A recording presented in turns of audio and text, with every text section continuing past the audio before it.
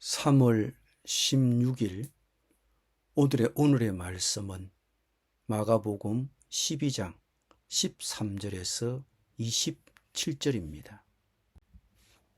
그들이 예수의 말씀을 책잡으려 하여 바리새인과 헤롯 땅 중에서 사람을 보내매 와서 이르되 선생님이여 우리가 아노니 당신은 참되시고 아무도 끓이는 일이 없으시니 이는 사람을 외모로 보지 않고 오직 진리로서 하나님의 도를 가르치심이니이다.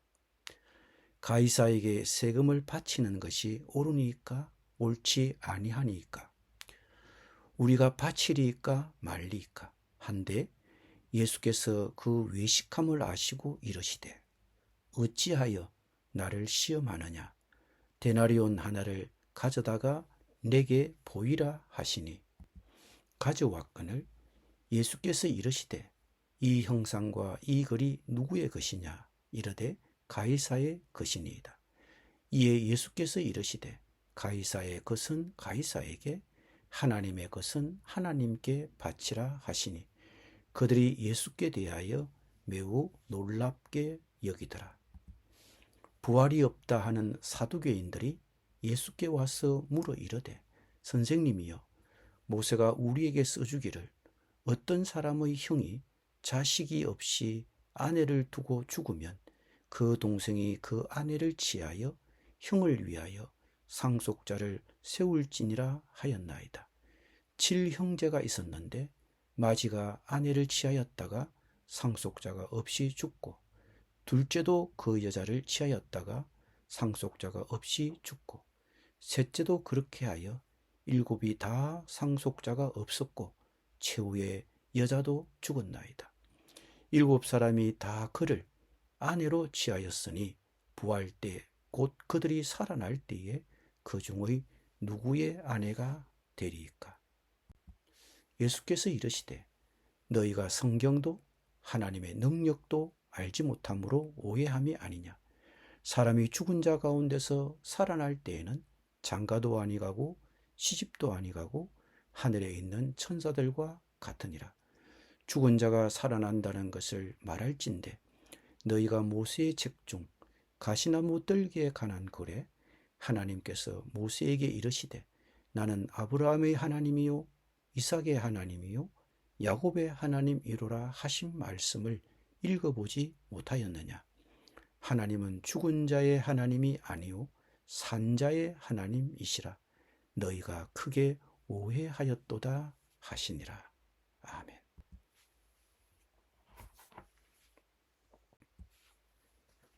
헤롯 대왕은 로마의 지배 아래에 있던 팔레스틴 전역을 다스렸던 유대의 왕이었습니다. 기원전 4년 그가 죽었을 때 로마는 팔레스틴을 세 등분으로 나누어 헤롯의 세 아들 아켈라오, 안티파스, 빌립을 분봉왕으로 임명하여 다스리게 했습니다. 헤롯의 세 아들 중 아켈라오는 유대와 사마리아를 받았는데 그는 유대인들을 매우 억압적으로 다스려 그의 폭정으로 인해 유대 사람들은 반란을 일으켰습니다.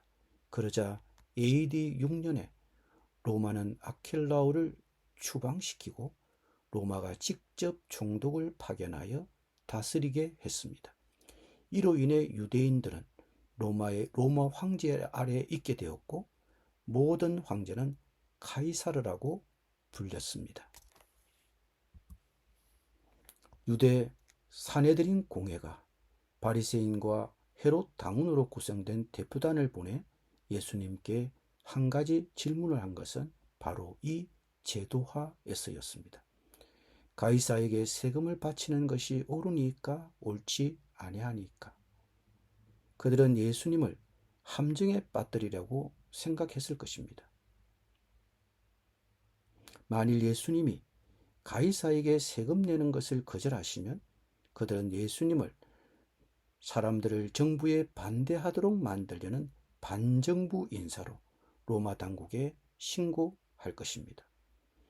그런데 만약 예수님이 가이사에게 세금 내는 것이 옳다고 대답하시면 그들은 예수님을 자기 민족을 로마에 팔아넘기는 매국노라고 할 것입니다. 어느 쪽이든 예수님은 공경에 처했을 것입니다. 예수님은 대답 대신에 동전을 달라고 하시고 이 동전에 누구의 형상이 있느냐고 질문하셨습니다. 그들이 가이사의 것이라고 말했을 때 예수님은 가이사의 것은 가이사에게, 하나님의 것은 하나님께 돌려드리라고 하셨습니다.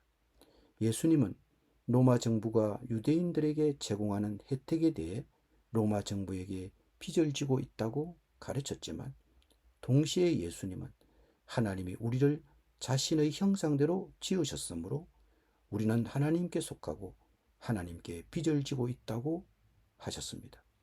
예수님의 대답은 결론은 국가가 적절한 역할을 수행하고 그에 맞는 적절한 요구를 한다면 각 개인은 국가에 충성하고 봉사해야 한다는 것입니다. 그러나 결국에는 국가와 인간 모두가 하나님께 속하므로 두 주장이 충돌할 경우는 하나님께 충성하는 것이 먼저가 되어야 한다는 것은 자명합니다. 이렇게 예수님은 자신을 책잡으려는 바리새인들과 헤롯 땅 사람들을 잠잠하게 하셨습니다. 그런데 바로 이어 사두개파 사람들이 예수님을 함정에 빠뜨리려고 손을 뻗었습니다. 바리새인들은 의식주의자, 헤롯 땅 사람들은 정치가, 사두개인들은 합리주의자였다고 부를 수 있습니다. 사두개파는 유대의 큰 당파는 아니었습니다. 그들은 기족적이고 부유했습니다. 대제사장직은 정기적으로 사두개인이 맡았습니다. 그런데 사두개인들은 바리새인들과 달리 부활을 믿지 않았습니다. 그런 사두개인들이 마치 부활을 인정하는 것처럼 개인의 부활을 가정한 가상의 질문을 가지고 예수님께 왔습니다. 일곱 형제가 모두 차례차례로 마지의 아내를 취했지만 자녀가 없었다면 그 여자는 부활 때 누구의 아내가 될까요? 라는 질문이었습니다. 이런 질문은 이스라엘의 계대 결혼법을 두고 가정한 질문입니다. 즉 가족 중의 형제, 즉 장자가 대를 이을 아들을 낳지 못하고 죽었을 경우 다른 형제가 죽은 형제의 아내를 위하여 아들을 낳아 모든 형제가 아들을 낳아 대를 잇게 하고 그 가문과 기업을 잇게 해주는 법을 말하는 일명 형사치수제도라고 합니다. 그런데 모든 형제가 마지의 아내를 취했지만 하나같이 아들을 낳아주지 못하고 차례차례 죽었을 경우를 상정한 질문인 것입니다. 질문이라기보다는 예수님을 공경에 처하도록 하기 위한 짜여진 각본인 셈입니다. 예수님은 이런 교묘한 종교인들을 그들이 성경도 하나님의 능력도 알지 못한다고 꾸짖었습니다. 예수님은 다음 생에는 결혼이 없을 것이라고 하셨습니다. 부활의 증거에 관해서 예수님은 하나님께서 자신을 아브라함과 이삭과 야곱의 하나님이라고 하신 말씀, 출애굽기의 말씀을 언급하셨습니다. 아직도 하나님이 아브라함과 이삭과 야곱의 하나님이라면 그들이 아직 살아 있어야 한다는 뜻입니다. 그러므로 예수님은 하나님이 죽은 자의 하나님이 아니오 산자의 하나님이라고 하신 것입니다. 예수 그리스도의 부활이 나에게는 얼마나 중요합니까? 성경에서 말하는 부활은 기독교와 다른 종교의 근본적인 차이점입니다. 그렇기 때문에 우리는 죽은 사람이 아닌 살아계신 구주 예수 그리스도를 믿고 섬기는 것입니다. 부활의 중요성에 대하여 바울은 고린도전서 15장에서 이렇게 말씀하셨습니다. 그리스도께서 죽은 자 가운데서 다시 살아나셨다 전파되었거늘 너희 중에 어떤 사람은 어찌하여 죽은 자 가운데서 부활이 없다 하느냐. 만일 죽은 자의 부활이 없으면 그리스도도 다시 살아나지 못하셨으리라. 그리스도께서 만일 다시 살아나지 못하셨으면 우리가 전파하는 것도 헛것이요 또 너희 믿음도 헛것이며 또 우리가 하나님의 거짓 증인으로 발견되리니 우리가 하나님이 그리스도를 다시 살리셨다고 증언하였습니다. 만일 죽은 자가 다시 살아나는 일이 없으면 하나님이 그리스도를 다시 살리지 아니하셨으리라. 만일 죽은 자가 다시 살아나는 일이 없으면 그리스도도 다시 살아나신 일이 없었을 터이요. 그리스도께서 다시 살아나신 일이 없으면 너희 믿음도 헛되고 너희가 여전히 죄 가운데 있을 것이요. 또한 그리스도 안에서 잠자는 자도 망하였으리니 만일 그리스도 안에서 우리가 바라는 것이 다만 이 세상의 삶뿐이면 모든 사람 가운데 우리가 더욱 불쌍한 자이리라. 아멘. 기도드립니다. 죽음을 이기시고 부활하신 주님, 우리에게 부활의 소망을 주심을 감사드립니다. 아담 안에서 모든 사람이 죽은 것 같이 그리스도 안에서 모든 사람이 삶을 얻은 것을 믿습니다. 마지막 나팔의 순식간에 혼련이 다 변화되어 죽은 자들이 썩지 아니할 것으로 다시 살아나고 우리도 변화될 것을 믿습니다.